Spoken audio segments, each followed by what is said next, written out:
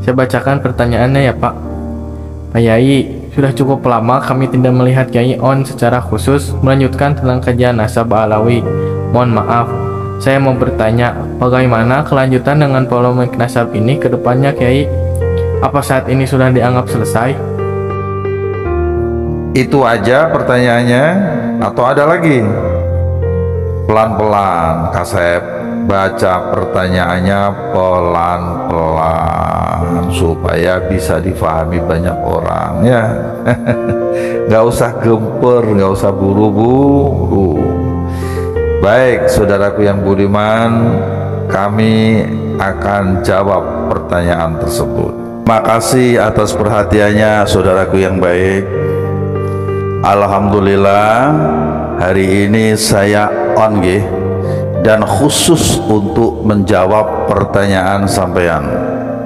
Tapi tolong dengarkan jawaban penjelasan ini sampai tuntas tas.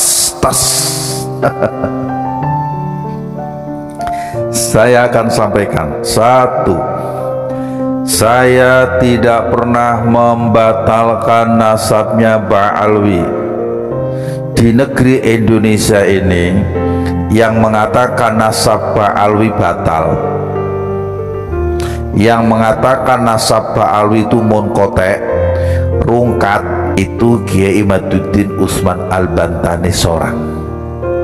Tentu beliau berdasarkan kajian ilmu, berdasarkan tesis tingkat tinggi yang beliau lakukan. Yang kedua, atas tesis beliau itulah kami bersama para ulama lainnya yang beberapa tahun lalu ngumpul Gotra Swara di Benda Krep terinspirasi untuk ikut menguji, mengkaji, menelusuri sejauh mana tesis Kiai Imaduddin itu bisa dipertanggungjawabkan kebenarannya. Hingga akhirnya waktu berlalu, lebih dari 2 tahun polemik nasab sampai saat ini menjadi sebuah diskursus yang menarik. Dan sebetulnya ini sudah menemukan titik kunci. Poin jawabannya sudah ada. Ibaratnya muara dari sebuah mata air diskursus selama ini itu sudah sampai kepada titik akhir. Karena selama 2 tahun lebih Ba'alwi, dalam hal ini Maktab Daimi Rabithah Alwiyah, belum juga bisa memberikan jawaban antitesis atas pernyataan pembatalan nasab mereka oleh Kiai Imaduddin. Dan selama itu pula kami juga ikut mencari pembanding loh. Kami juga tidak diam mencari data, mencari manuskrip, mencari kitab dan lain sebagainya dan lain sebagainya. Bahkan kami juga menunggu dari mereka kiranya ada kitab atau bukti apa saja yang bisa digunakan untuk menyanggah tesisnya Kiai Imaduddin. Tapi nyatanya saudaraku yang budiman dangukeun ya, hingga detik ini pun tidak ada. Bahkan justru yang sangat saya sesalkan, mereka malah menerbitkan buku judulnya Keabsahan Nasab Ba'alwi yang isinya itu nggak nyambung dengan pertanyaan dan pernyataan nasab mereka. Itu buku yang katanya merupakan sebuah legitimasi keabsahan nasab mereka. Ternyata semakin kami baca, semakin kami pelajari, semakin kami fahami isinya, buku tersebut malah semakin menunjukkan keblunderan, yakni ketidakabsahan nasab mereka. Lah monggo sampean nanti baca sendiri, pelajari sendiri buku tersebut, kan banyak PDF-nya di mana-mana. Nah saudaraku yang budiman, khususnya yang bertanya ini ya, bertahun-tahun kita semua ini menunggu jawaban yang ilmiah, tapi yang nongol malah dongeng, narasi dan penggiringan opini. Piye to mas? Ojo dibanding-banding ke orang di masa lalu dengan orang di masa sekarang. Iya jelas beda toh. Dulu zaman guru-guru, zaman bapak-bapak dan zaman mbah kita, mereka itu meyakini nasab Ba'alwi sebagai dzurriyyah Nabi Shallallahu Alaihi Wasallam berdasarkan dzon. Apa itu dzon? Prasangka. Tina syukhroh. Tahu syukhroh? Syukhroh teh lamun bahasa Kiwari teh popularitas gitunya. Hingga istifadah. Tahu istifadah? Istifadah banyak viral lah begitulah, mencek bahasa medsos mah.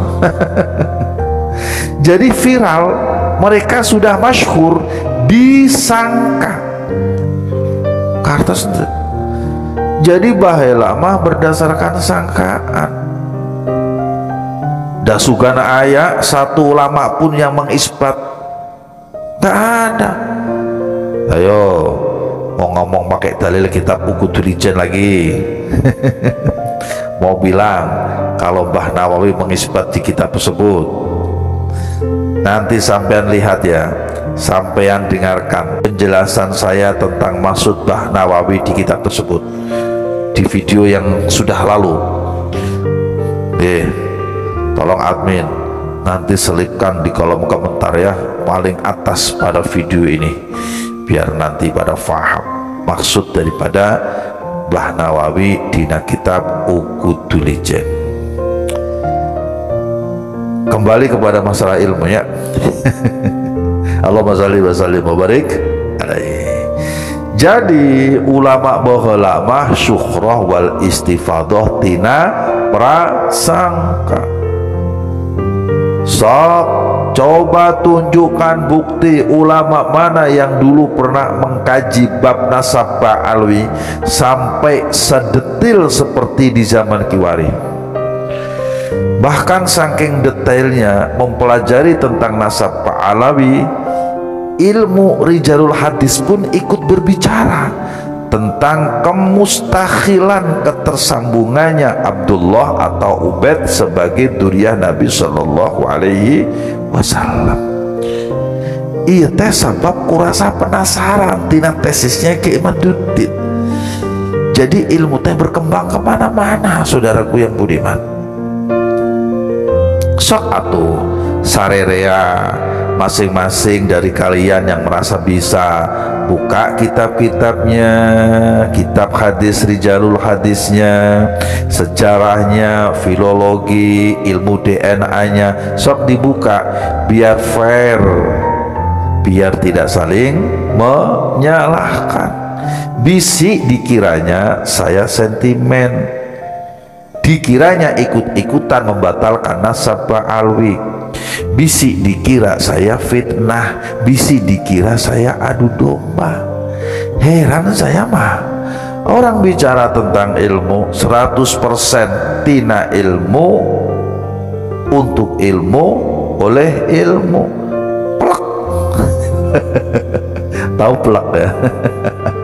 Plek itu menceritakan apa adanya, tidak dikurangi, tidak dilebihi. Kok malah di framing fitnah, di framing adu domba, di framing menebar kebencian, memecah belah umat.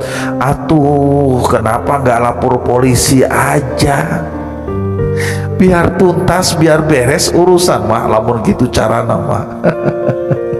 Lurus untuk padahal dangukan ya, kita habiskan waktu selama ini itu untuk memastikan benar atau tidaknya tesis Kiai Imaduddin bisa dipertanggungjawabkan apa tidak. Jadi kalau kemudian kami pada kesimpulan bahwa benar adanya kalau nasab Ba'alwi tidak nyambung kepada Kanjeng Nabi Shallallahu Alaihi Wasallam karena tidak adanya bukti ilmiah, tidak adanya bukti pustaka dan lain sebagainya, ya jangan salahkan kami. Salahkan saja ulama-ulama yang ada di zaman baheula kalau mau mah. Bisa dipahami tidak ini? Kumaha ieu teh? Kita mah bukan pengarang, apalagi mengada-ada cerita. Kita mah diajar di pesantren teh supaya bisa ngaji, untuk mengkaji agar tambah ilmu, tambah pinter, tambah cerdas, tambah-tambah keimanan kita kepada Allah Subhanahu wa ta'ala. Tah gitu. Lah terus sekarang mau dibahas dengan menggunakan kacamata ilmu apa lagi? Iya teh cerita tentang nasab. Ari ilmu nasab mah ilmu nyata, ilmu biologis, ilmu genetika cek batur mah ilmu pasti, hiji ditambah hiji dua. Jadi jelas tidak mungkin bisa dijawab dengan khayalan, tidak bisa dijawab dengan imajinasi, tidak mungkin bisa dijawab dengan rekayasa, prasangka, apalagi dijawab dengan mubahalah. Liar ya mah. Serta tidak mungkin lagi bicara tentang dzon, tentang sangkaan, syukroh wal istifadhah. Itu namanya dusta, itu fasik hukumnya. Meyakini dengan dzon, meyakini dengan prasangka setelah adanya bayinah bukti sing cetha welo-welo. Tahu cetha welo-welo? Nyata, yang berbicara sebaliknya dari apa yang disangka selama ini. Lah itu namanya menyembunyikan kebenaran di balik kepentingan, dalam tanda kutip ya. Ngertes tuh. Saudaraku yang budiman, saya saja yang bukan ulama dibawa rasa penasaran atas tesisnya Kiai Maduddin, sampai sekarang masih terus mengkaji dan meneliti. Apalagi yang merasa dirinya sebagai ulama, harusnya lebih kritis dalam menggali, menguji tesisnya Kiai Maduddin dengan teliti. Tapi kudu pakai ilmu, dan karena lagi ulama. Jangan pakai nafsu, apalagi pakai sumpah serapah dan fitnah. Lamun gitu cara namana Joko Sembung makan bawang, tidak nyambung abangku sayang. Bisa dipahami ya. Nah sekarang saudaraku yang budiman, yang banyak menjadi sorotan publik dari ekses diskursus nasab ini adalah merambahnya kepada pemalsuan sejarah NKRI, pemalsuan sejarah NU yang sunyi dari pertanggungjawaban, klarifikasi dari pihak yang secara umum dicurigai adalah golongan klan dari Ba'alwi, juga tentang pemalsuan makam-makam. Dan yang anehnya, dan mungkin ya aneh ya mah, mosok katanya makam leluhurnya tapi dibongkar sama orang lain, cicing baik. Coba Bapak Ibu, coba iya nunanyakan, maaf ya, kalau sampean punya leluhur, terus leluhur sampean ini makamnya dibongkar, apa yang sampean lakukan? Ya pasti nggak terima kan. Tapi iya mah kasusnya mah aneh. Lah ini pun perlu dikaji, perlu diteliti lebih dalam lagi maksud dan tujuan dibalik itu semua. Saudaraku sekalian, pada kesempatan kali ini saya berpesan kepada semua pihak untuk tetap mengedepankan tabayun, silaturahimlah, lamun cek orang mah klarifikasi. Gunakan budi pekerti, hindari framing-framing negatif, fitnah. Jangan sampai terjadi yang namanya caci maki. Untuk diingat-ingat bahwa hakikat kemuliaan seseorang itu tidak bisa direkayasa dari bualan-bualan cerita dusta, dan juga bukan pada nasab semata. Akan tetapi kemuliaan itu ada pada ilmu dan akhlak. Itulah ketaatan, jalan menuju takwa. Bisa difahami? Alhamdulillah.